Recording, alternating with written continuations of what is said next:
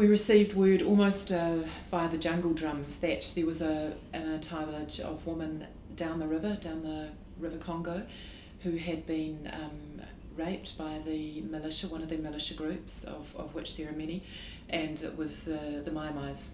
And so there was a small group of us that went down the river one day.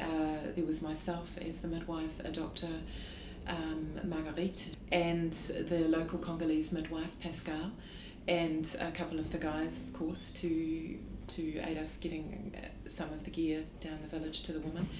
And we left early in the morning and arrived at this village probably about 10 o'clock in the morning.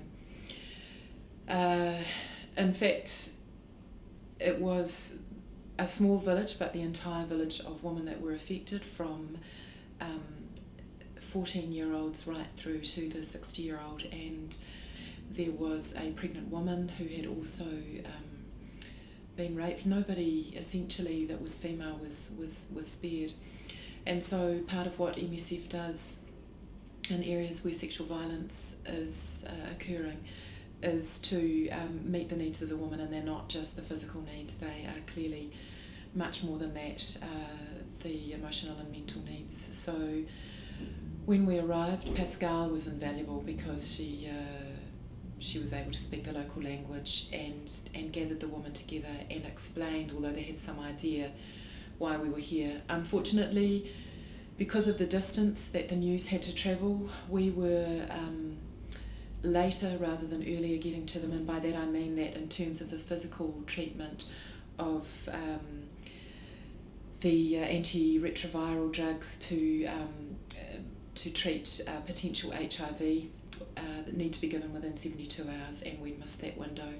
And we'd also missed the window of being able to give a lot of the women the emergency contraceptive drug, because that of course needs to be given within 72 hours as well. However, from a medical perspective, we treated them with antibiotics for potential sexually transmitted diseases, STDs, and offered them a tetanus injection. None of them had specific open wounds per se, but their tetanus status is always unknown, so we gave that as a given.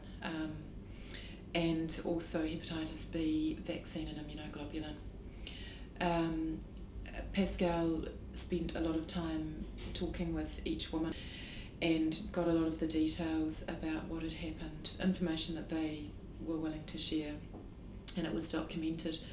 Part of what we also do is provide a medical certificate for these women.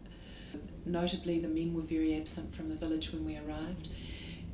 There was one male, and he was the chief of the village, who in fact we had to speak to before we were able to go into the village and speak with the women and treat them.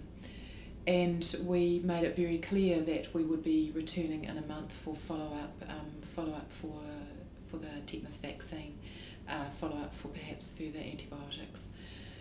When we did go back in a month's time, in fact, there were a number of the women that who were not there. The village had been half deserted, really, because they had moved on, realising that this wasn't a safe place for them to be living.